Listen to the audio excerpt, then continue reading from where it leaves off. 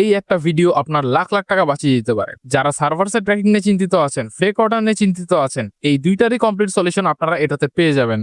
Server side tracking করতে হলে আপনাকে সার্ভারের জন্য প্রতি মাসে যে $20 $30 খরচ করতে হয় সেটা আর করতে হবে না। আবার আপনি চাইলেই ফেক অর্ডারের ডাটা ফেসবুকে যাওয়া থেকে আটকাতে পারবেন। ফেসবুকে ফেক অর্ডারের ডাটা গেলে আপনি ফেক অর্ডারই পেতে থাকবেন, আর রিয়েল অর্ডারের ডাটা গেলে আপনি শুধু রিয়েল অর্ডারই পাবেন। ফেসবুকের এআই কে আপনি যেরকম ডাটা দিবেন সেরকমই রেজাল্ট পাবেন। এই সলিউশনটা আমরা নিজেদের জন্যই তৈরি করেছিলাম, কিন্তু দেখলাম যে এটা অনেকেরই সমস্যা, তাই আমরা এটা আপনাদের সমাধানের জন্য নিয়ে এসেছি।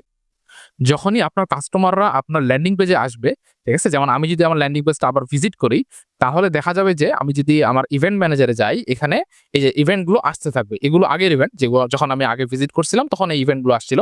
এখন যে আমি আবার ভিজিট করলাম, যে এখন দেখবেন যে এখানে কিন্তু আবার ইভেন্টগুলো আসতে থাকবে। এই যে দেখেন, এই যে নতুন ইভেন্টগুলো কিন্তু এখানে আসতেছে। এবং এটা যেহেতু একটা হচ্ছে চেকআউট পেজ, ঠিক আছে? এবং অ্যাড টু কার্টও হচ্ছে, এই জন্য এখানে আপনার initiate checkout, add to cart এবং পেজ ভিউ তিনটাই আসতেছে। পেজ ভিউতে যদি আমি ঢুকি, তাহলে এখানে দেখবেন যে এখানে কি ডাটা পাচ্ছে: email address, click ID, browser ID, first name, IP address, phone number, user agent, সবগুলো কিন্তু পাচ্ছে, ঠিক আছে? এবং এগুলো আসছে কোথা থেকে? রিসিভ ফ্রম যদি দেখেন, এটা আসতেছে হচ্ছে একদম সার্ভার থেকে। তার মানে এটা হচ্ছে কমপ্লিট সার্ভার সাইড ট্র্যাকিং। আবার ইনিশিয়েট চেকআউটে যদি আমরা যাই, এটাও সার্ভার থেকে আসতেছে। এবং এখানে কি আসলে ডাটা যাচ্ছে, যেহেতু ইনিশিয়েট চেকআউট, তার মানে এখানে দেখেন এটা ভ্যালু কত ছিল, তারপরে কারেন্সি, তারপরে হচ্ছে এটা হচ্ছে প্রোডাক্টের আইডি কত, প্রোডাক্টের কোয়ান্টিটি কত, ঠিক আছে, টোটাল নাম্বার অফ আইটেম কত, সব ধরনের ডাটা কিন্তু ফেসবুকের কাছে চলে যাচ্ছে। এবং আপনি ফেসবুকে যত বেশি ডাটা দিতে পারবেন, আপনার অ্যাড গুলো তত বেশি অপটিমাইজড হবে। আর যত বেশি অপটিমাইজড হবে, তত বেশি আপনার সেল বাড়বে। এবং এখানে দেখবেন যে প্রত্যেকটা ট্রিগারের জন্য কিন্তু একটা করে ইভেন্ট রিসিভ হচ্ছে, যার কারণে আপনাদের কোনো ধরনের ডাবল অর্ডার হওয়ার সম্ভাবনা নেই। মানে অনেক সময় দেখা যায় যে একটা অর্ডার আসলে দুইটা করে অর্ডার ফেসবুকে কাউন্ট হয়, কিন্তু আমরা যে সিস্টেম ইউজ করতেছি এতে করে ডাবল অর্ডার আসার কোনো সম্ভাবনাই নেই। দেখেন, এটা হচ্ছে আরেকটা ল্যান্ডিং পেজ। এখন এটা যদি আপনাদের কোনো ল্যান্ডিং পেজ হয় এবং কেউ যদি এটাতে আসে অর্ডার করে, মনে করেন যে আমি একজন কাস্টমার, আমি এই ল্যান্ডিং পেজে আসে একটা অর্ডার করলাম, কিন্তু অর্ডার না করে আমি একটা ফেক অর্ডার করলাম, ঠিক আছে?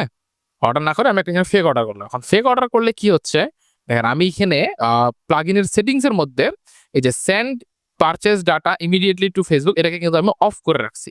এই অফ করে রাখার ফলে যেটা হবে যে অর্ডার করার সাথে সাথে কিন্তু ডাটাটা ফেসবুকের কাছে যাবে না।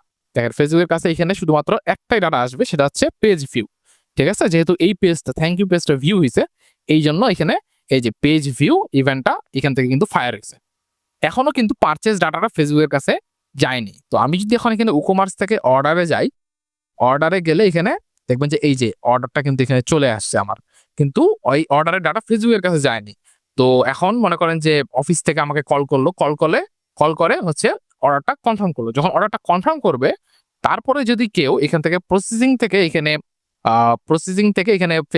স্ট্যাটাসটা যদি পারচেজ করে দিয়ে আপডেট করে দেয়, তখন কিন্তু এই ডাটাটা আবার ফেসবুকের কাছে চলে যাবে। তার মানে অর্ডারটা যখন কনফার্ম হচ্ছে, তারপরেই কিন্তু ডাটাটা ফেসবুকের কাছে যাচ্ছে। এখানে পেজ ভিউ আগে থেকেই ছিল, এখন দেখা যাবে যে এখানে দেখবেন যে এখানে পারচেজেরও একটা ডাটা কিন্তু চলে আসবে। এই যে দেখেন, এখানে কিন্তু পারচেজের ডাটাটা চলে আসে। তার মানে শুধুমাত্র রিয়েল যে অর্ডারটা আছে বা রিয়েল যে কাস্টমারটা আছে, তার ডাটাই কিন্তু ফেসবুকের কাছে গেল। এবং শুধুমাত্র শুধুমাত্র ডাটাটাই যে গেছে তা না, ঠিক আছে? এখানে কিন্তু সব ধরনের ডাটা গেছে। এখানে আপনার নরমালি যে ডাটাগুলো যাইতো, যে email address, click ID, browser ID, first name, IP address, phone number, user agent, মানে যা ডাটা দরকার ছিল বা যা নরমালি যাইতো, ওই সেম ডাটাই কিন্তু আবার এখানে গেছে। এখানে আবার এই যে দেখেন, এখানে দেখেন যে কারেন্সি, ঠিক আছে, কন্টেন্ট আইডিস, কন্টেন্ট টাইপ, ঠিক আছে? এখানে সব ধরনের ডাটা, ভ্যালু থেকে শুরু করে সবকিছু কিন্তু ফেসবুকের কাছে চলে গেছে। এবং এই রিয়েল ডাটাটা যেহেতু ফেসবুকের কাছে যাচ্ছে, তার মানে আপনি এরপরে যে অর্ডারগুলো পাবেন সেগুলো কিন্তু ধীরে ধীরে রিয়েল হইতেই থাকবে। আর ফেক অর্ডার আসলে সেগুলো তো আপনার হচ্ছে এখান থেকে আপনি ফিল্টার আউট করে দিতে পারছেন